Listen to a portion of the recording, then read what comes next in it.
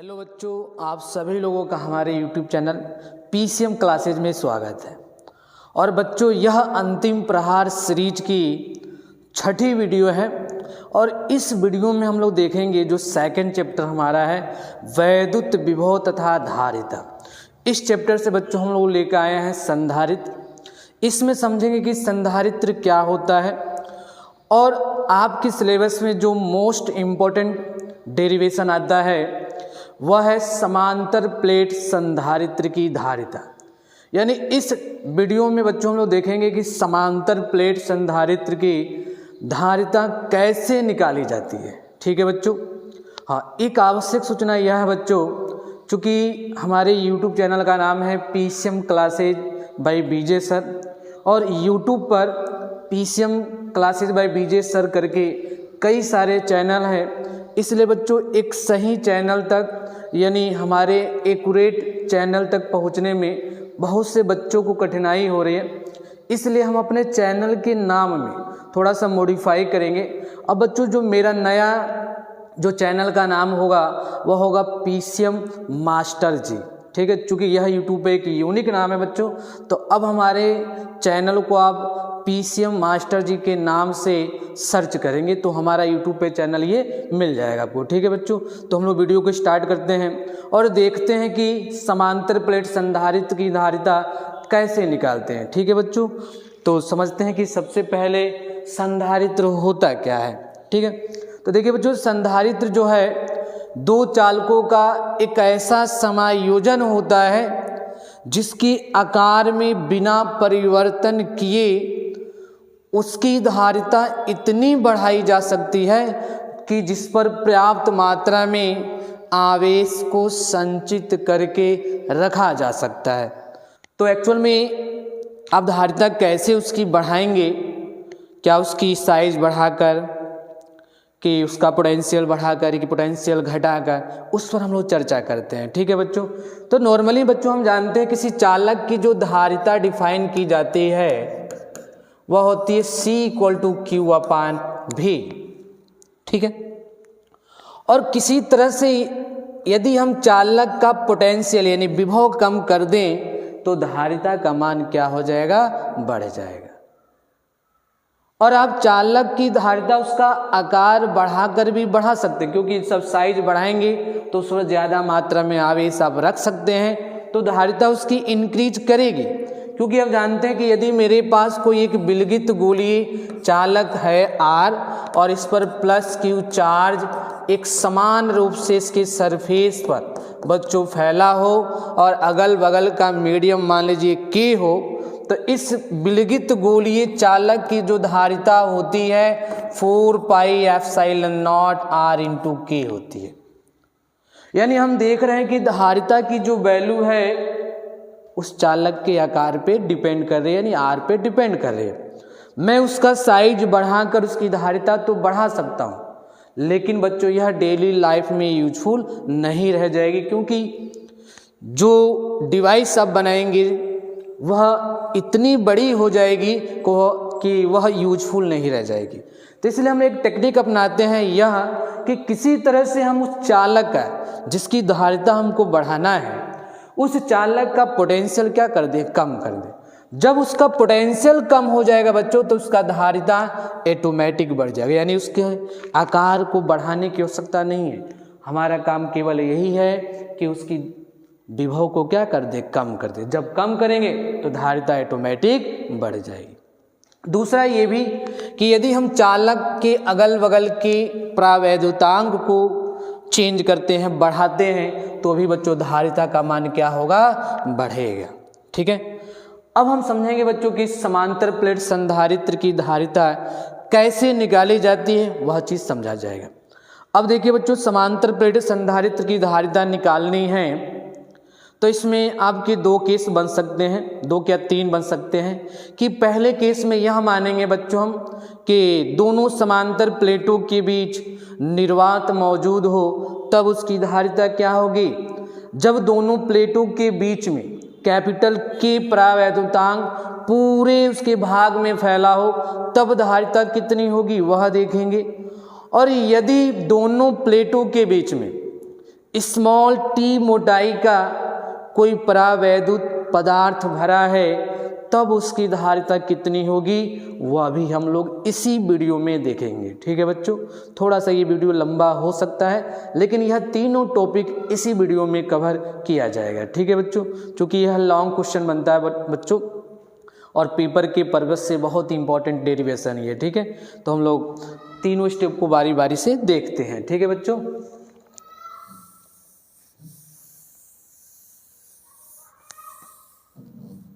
हाँ, मान लीजिए कि बच्चों कि मेरे पास दो समांतर प्लेटें यहाँ पर है। पहले कंडीशन हम लिख लेते हैं कि जो पहला कंडीशन है बच्चों, जब दोनों प्लेटों के बीच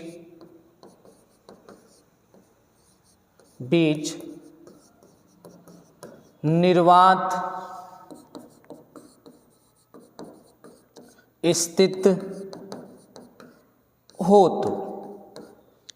ठीक है बच्चों, पहला कंडीशन यह है जो दोनों समांतर प्लेटें हैं उनके बीच या तो एयर है या तो निर्वात की बात करते हैं। निर्वात से मतलब यहाँ पे कुछ मौजूद है ही नहीं। ठीक है, तो मान लीजिए कि बच्चों मेरे पास एक समांतर प्लेट यह है जिसके पूरे जो सरफेस पे चार्ज होंगे किनारे पे चल के आ जाएंगे।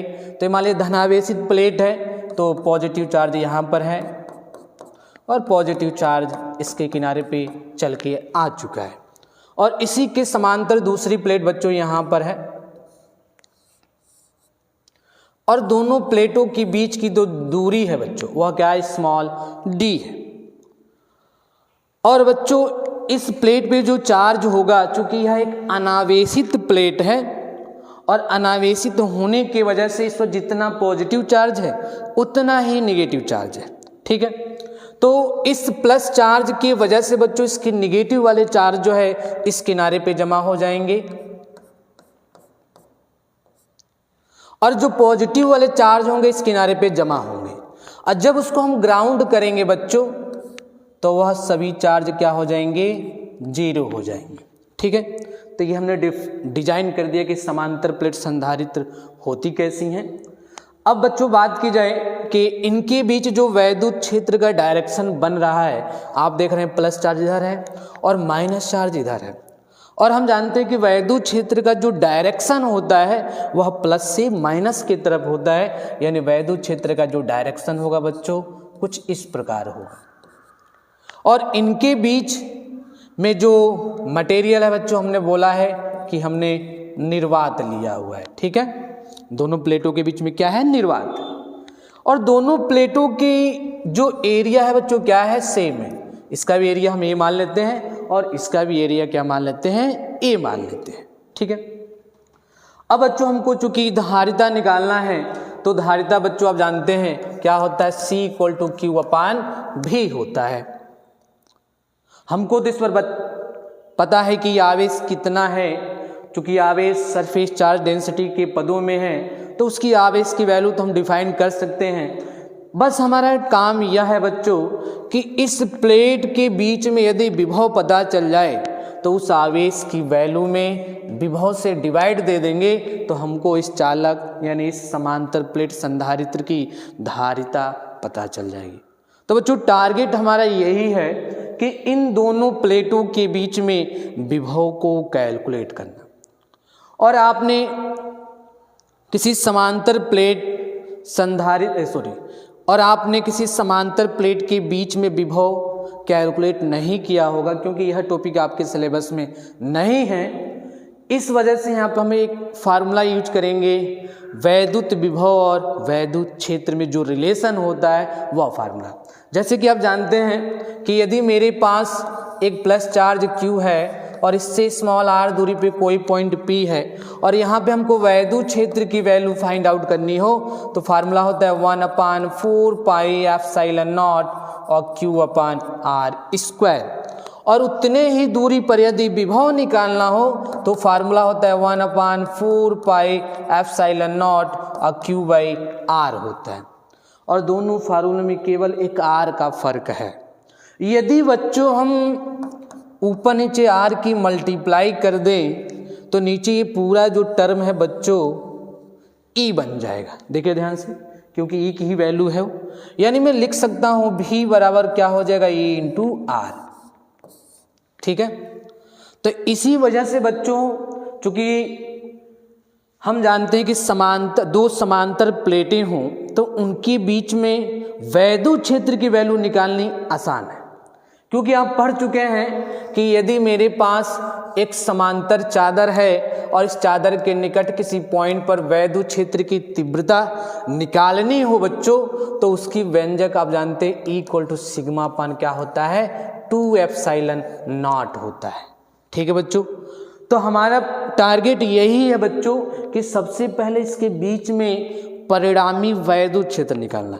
जब वह वैद्युत क्षेत्र पता चल जाएगा तो यह जो दूरी है, देखिए यहाँ पे दूरी हमने आर लिया है, यह दूरी आप E इंटू डी भी बोल सकते हैं, क्योंकि दूरी हमने यहाँ पे डी माना हुआ है। जब बीच में हमको वैद्युत क्षेत्र पता चल जाएगा तो और इनके बीच की जो दूरी डी है बच्चों उसी से मल्टीप्लाई कर देंगे तो हमको इसके बीच का क्या पता चल जाएगा, विभव पता चल जाएगा। जब वो विभव पता चल गया तो बस उसी आवेश में विभव से भाग दे देंगे तो हमको क्या पता चल जाएगा, धारिता पता चल जाएगा। ठीक है, तो बच्चों अब हमारा टारगेट यही है कि इन दोनों प्लेटों के वजह से इसके बीच में वैद्युत क्षेत्र की परिणामी वैल्यू कितनी, यानी परिणामी वैद्युत क्षेत्र कितना है वह निकालना है। ठीक है, तो फिलहाल यह इधर का हम इरेज कर देते हैं सभी।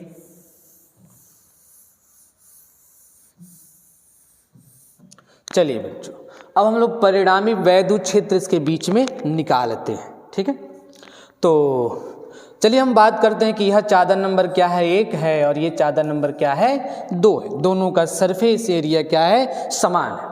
और इस चादर के वजह से जो बच्चों वैद्युत क्षेत्र बनेगा, मैं इसको E1 बोल देता हूँ, इसकी वैल्यू जो होगी सिग्मा पान 2 एप्सिलॉन नॉट होगी। अभी हमने बताया कि समतल चादर हो, उसके निकट किसी पॉइंट पर वैद्युत क्षेत्र की तीव्रता निकालनी हो तो उसकी वैल्यू ये होती है। और इसके पहले वाले वीडियो में, न इसके तीसरे वीडियो में हमने समांतर चादर के कारण निकट पॉइंट पर वैद्युत क्षेत्र की तीव्रता कैसे निकालते हैं उसका व्यंजक हमने प्रूव किया हुआ है। ठीक है बच्चों, वहाँ पे आप उसको देख सकते हैं। और इसी प्रकार बच्चों सेकंड चादर के वजह से जो वैद्युत क्षेत्र हमको मिलेगा E2 बराबर सिग्मा अपान 2 एप्सिलॉन नॉट होगा। ठीक है, अब मान लीजिए किसी पॉइंट पे हमको परिणामी वैद्युत क्षेत्र बताना हो तो देखिए इस धनावेश के वजह से वैद्युत क्षेत्र E1 हमको इधर मिलेगा और इस निगेटिव चार्ज की वजह से यदि इसी पॉइंट पर वैद्युत क्षेत्र निकाला जाए तो वो भी उधर ही मिलेगा।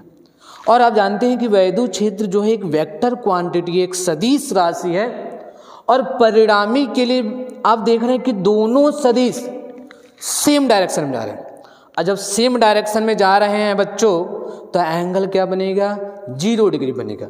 और दो सदिशों को जोड़ने का फार्मूला आपको पता होना चाहिए। आप जानते हैं कि यदि मेरे पास दो सदिश A और B हो और उसका परिणामी निकालना हो तो फार्मूला R इक्वल टू क्या होता है, स्क्वायर रूट के अंदर A² plus B² plus 2AB cos theta.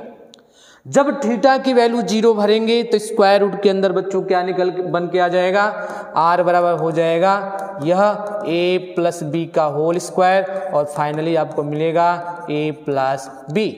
यानी परिणामी जो होगा बच्चों वह क्या हो जाएगा, 8 हो जाएगा। तो इस प्रकार हम देख रहे हैं बच्चों कि दोनों प्लेटों के बीच में जो परिणामी वैद्युत क्षेत्र है वह क्या हो जाएगा, 8 हो जाएगा। ठीक है, तो देखिए दोनों प्लेटों के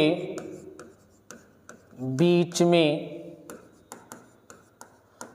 परिणामी वैद्युत क्षेत्र क्या हो जाएगा बच्चों, परिणामी वैद्युत क्षेत्र capital E equal to E1 plus E2 हो जाएगा।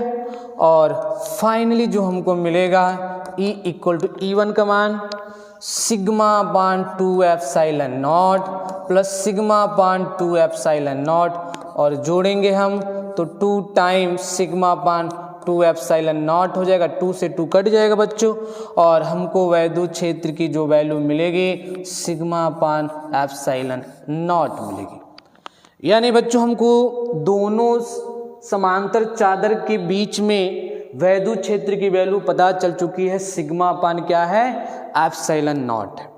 और सिग्मा बच्चों यहाँ पे क्या है, चार्ज डेंसिटी यानी पृष्ठीय आवेश घनत्व है, और जिसको डिफाइन किया जाता है सिग्मा इक्वल टू क्यू अपान ए।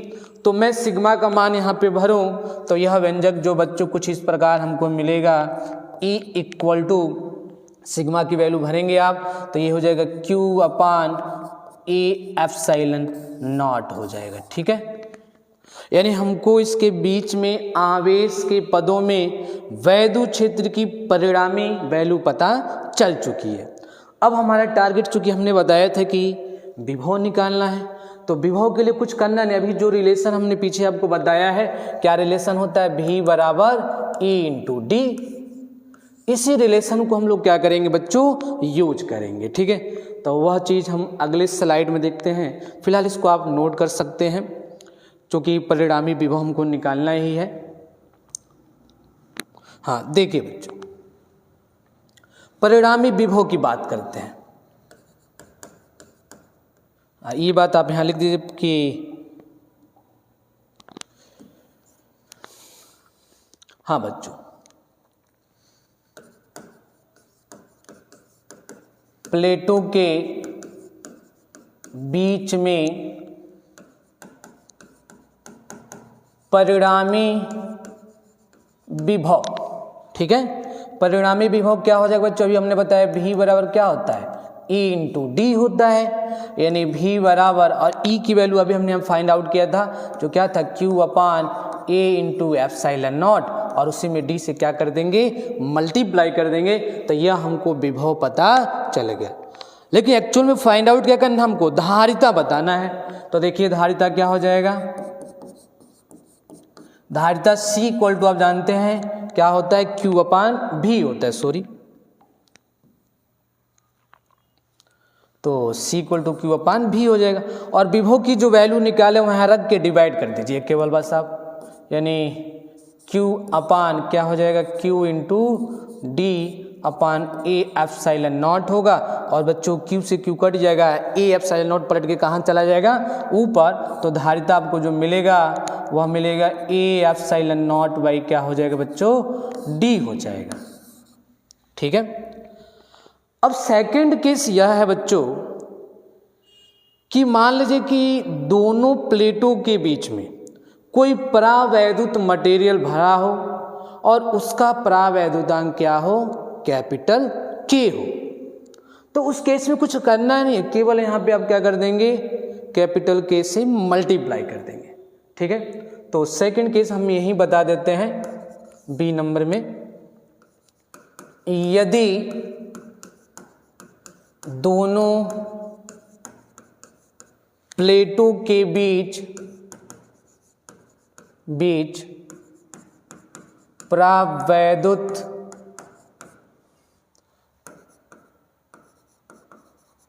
पदार्थ भरा हो तो कुछ करना नहीं बच्चों, केवल यहाँ पे हम क्या कर देंगे, K से मल्टीप्लाई कर देंगे। यानी उस केस में जो धारिता हमको निकलेगी C equal to A epsilon not K by क्या हो जाएगा, D हो जाएगा। और यहाँ पे जो कैपिटल K है बच्चों, वह उस मटेरियल का परावैद्युतांक है। ठीक है, तो दो केस में हमने देख लिया। अब तीसरे केस में हमको यह देखना है बच्चों कि मान लीजिए कि दोनों प्लेटों के बीच में कोई स्मॉल t मोटाई का परावैद्युत मटेरियल भरा हो, तब धारिता कैसे निकाली जाती है वह चीज़ हम लोग देखेंगे। ठीक है, तो इसको आप नोट कर लेंगे, वह चीज़ हम अगले स्लाइड में देखते हैं। ठीक है, हाँ तीसरा केस बच्चों यह है कि यदि दोनों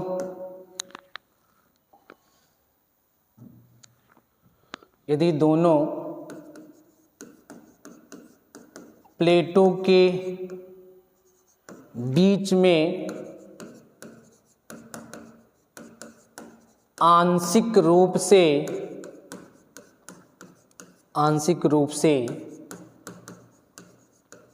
परावैद्युत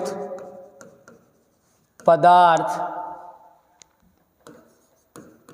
भरा हो तो, यानी दोनों प्लेटों के बीच में कोई स्मॉल टी मोटाई का प्रावैद्युत पदार्थ आंशिक रूप से भरा है, तब उसकी धारिता हम लोग कैसे निकालते हैं बच्चों, वह सीखेंगे। ठीक है, तो मान लीजिए कि मेरे पास दो समांतर प्लेटें यह है और इनकी बीच की जो दूरी है बच्चों क्या है, डी है। यह हमारा धनावेशित प्लेट है, यह हमारा ऋणावेशित प्लेट है, और इधर प्लस वाले को हमने ग्राउंड कर दिया है, जो क्या हो गया बच्चों, 0 हो चुका है। ठीक है, और इसके बीच में हमने क्या किया है, स्मॉल टी मोटाई का कोई परावैद्युत मटेरियल भर दिया बच्चों। ठीक है, कोई हमने परावैद्युत मटेरियल भरा हुआ है जिसकी मोटाई क्या है, टी है। ठीक है, अब हमको इसको क्या निकालनी है, धारिता निकालनी है। ठीक है, तो बच्चों यहाँ हमारा दो काम होगा कि निर्वात वाले भाग में वैद्युत क्षेत्र निकाल लें और इस चालक मटेरियल के भीतर वैद्युत क्षेत्र निकाल लें, और उनकी कितनी चौड़ाई है उस चौड़ाई से मल्टीप्लाई करके टोटल विभव के लिए दोनों को क्या कर दें, जोड़ दें। ठीक है, तो पहले हम क्या करते हैं बच्चों, निर्वात वाले भाग का वैद्युत क्षेत्र लिखते हैं। ठीक है, तो देखिए निर्वात वाले भाग में परिणामी वैद्युत क्षेत्र लिखा जा रहा है। ठीक है, निर्वात वाले भाग में परिणामी वैद्युत क्षेत्र, परिणामी वैद्युत क्षेत्र चूंकि अभी पीछे बताया गया बच्चों, तो क्या हो जाएगा, E = σ/ε0 हो जाएगा। इसको आवेश के पदों में लिखा जाए तो ये हो जाएगा Q/A∈0। ठीक है बच्चों, यह जो हमने वैद्युत क्षेत्र फाइंड आउट किया है, निर्वात वाले भाग में फाइंड आउट किया है, इसका मैं नाम दे देता हूँ, चलिए इसको मैं E1 बोल देता हूँ। ठीक है, अब हम क्या करते हैं, जो परावैद्युत मटेरियल है इसके भीतर किसी पॉइंट पर वैद्युत क्षेत्र की तीव्रता निकालते हैं, और परिणामी निकालेंगे उसका भी सेम डायरेक्शन उसी साइड होगा। तो उसमें कुछ करना नहीं, केवल हमको कैपिटल K से मल्टीप्लाई ही करना होगा, जिसका परावैद्युतांक चूंकि हमने बोला है कैपिटल K है, केवल उसी से मल्टीप्लाई कर देंगे। तो देखिए क्या हो जाएगा, परावैद्युत पदार्थ के भीतर वैद्युत क्षेत्र, वैद्युत क्षेत्र, इसको मैं बोल देता हूं बच्चों क्या है, E2 बोल देता हूं, और कितनी वैल्यू हो जाएगी, सेम इसी के बराबर होगी, केवल यहां पर हम K से मल्टीप्लाई कर देंगे, यानी Q/A∈0 × K हो जाएगा। यानी हमने देख लिया कि निर्वात में कितना वैद्युत क्षेत्र है और माध्यम के भीतर कितना वैद्युत क्षेत्र है, और दोनों की मोटाई हमको पता है, तो विभव हमको निकालना है। तो देखिए क्या हो जाएगा, परिणामी विभव की बात करते हैं, तो बच्चों दोनों के भीतर जो विभव बन रहा है दोनों को ऐड कर लेते हैं, क्योंकि विभव आप जानते हैं एक स्केलर क्वांटिटी, एक अदिश राशि है, इस वजह से परिणामी विभव के लिए दोनों को क्या करना पड़ेगा, जोड़ना होगा। ठीक है, तो परिणामी विभव जो बच्चों होगा क्या हो जाएगा, पहले निर्वात वाले भाग की वैल्यू लिखते हैं, और निर्वात की कितनी मोटाई है उस मोटाई की हम बात करते हैं। देखिए बच्चों, परावैद्युतांक की मोटाई तो हमको T पता है, और इधर क्या है, निर्वात है, और यह दूरी टोटल क्या है, दोनों प्लेटों के बीच की दूरी D है, और यदि हम इस D में से T को निकाल दें तो एयर वाला भाग हमको पता चल जाएगा। ठीक है, तो हम क्या लिख सकते हैं, D - T, यानी निर्वात वाले भाग की जो मोटाई है बच्चों क्या है, D - T है। ठीक है, अब बात करते हैं प्लस, माध्यम के भीतर कितना वैद्युत क्षेत्र है उसको हमने E2 बोला हुआ है, और उसकी मोटाई कितनी है, परावैद्युतांक की मोटाई हमने माना है T माना है, ये हमने T कर दिया। अब हम क्या करेंगे, E1 और E2 का मान इस इक्वेशन में क्या कर देंगे, भर देंगे। तो देखिए क्या हो जाएगा, कैपिटल V बराबर E1 का मान है बच्चों Q upon A epsilon not और D माइनस टी अब प्लस E2 का मान है Q upon A epsilon not K into T है। अब इसमें जो कॉमन हमको दिखाई दे रहा है बच्चों वह कॉमन लेंगे। उसके बाद जब विभव हमको पता चल जाएगा, धारिता के लिए आप जानते हैं C equal to Q upon V होता है, उसी में ले जाकर भाग दे देंगे। ठीक है, तो वह चीज़ हम अगले स्लाइड में देखते हैं, इसको आप नोट कर सकते हैं। हाँ देखिए कॉमन जो हमको मिल रहा है बच्चों, देखिए कॉमन क्या मिल रहा है, कॉमन आप देख रहे हैं कि Q upon A epsilon not है ना, दोनों जगह Q upon A epsilon not common है, तो वह कॉमन ले लिया, जो बचेगा D माइनस टी अब प्लस टी बाई के। ठीक है, तो देखिए कॉमन लेंगे तो विभव की जो वैल्यू होगी Q upon A epsilon not हो जाएगा और यहाँ हमको मिलेगा D माइनस टी, यहाँ पर plus T by capital K मिल जाएगा। ठीक है, यहाँ पे इसको हम और सही तरीके से अरेंज करें तो कुछ इसको ऐसे भी लिख सकते हैं Q upon A epsilon not और D को मैं यूं ही छोड़ देता हूँ, इसको इधर लेके जाते हैं और उसमें से चाहे मैं माइनस टी कॉमन ले लेता हूँ। ठीक बच्चों, इन दोनों में टी कॉमन है, जब टी कॉमन ले लेंगे तो यहाँ पे 1 और ये चूंकि बाहर माइनस है तो चिन्ह अंदर का बदल जाएगा, तो माइनस का 1 अपन क्या हो जाएगा, के हो जाएगा। ठीक है, सही लिखा गया। हाँ, दोनों में से हमने टी कॉमन ले लिया, चूंकि बाहर माइनस है चिन्ह अंदर के क्या हो जाएंगे, बदल जाएंगे। यह हमने विभव निकाल दिया। चूंकि निकालना हमको क्या है, धारिता निकालना है, तो देखिए धारिता क्या हो जाएगा, धारिता आप जानते हैं C इक्वल टू क्या होता है, Q अपान V होता है। विभव की वैल्यू रख कर आवेश में क्या कर देंगे, भाग दे देंगे, यानी देखिए क्या हो जाएगा, Q अपान विभव क्या है, Q upon A epsilon not और D माइनस टी है, ब्रैकेट में 1 माइनस 1 बाई के है। अब जो नंबर कटने वाले हैं वो काट देंगे। देखिए Q से Q क्या हो गया, कट गया, और यह नंबर पलट के बच्चों कहाँ चला जाएगा, ऊपर चला जाएगा, यानी C इक्वल टू जो हमको मिलेगा A एप्सिलॉन नॉट और बाई क्या हो जाएगा बच्चों, D माइनस और T इंटू 1 माइनस 1 बाई के हो जाएगा। ठीक है, तो यह बच्चों जो व्यंजक हमने फाइंड आउट किया है, जब दोनों प्लेटों के बीच में आंशिक रूप से कोई परावैद्युत मटेरियल भरा हो तो इसका व्यंजक यह है। फिलहाल बच्चों इस वीडियो में इतना ही। नेक्स्ट जो टॉपिक होगा अगले वीडियो में लेकर हम लोग मौजूद होंगे, इसे आप नोट्स कर सकते हैं। सो धन्यवाद बच्चों वॉचिंग के लिए आपको।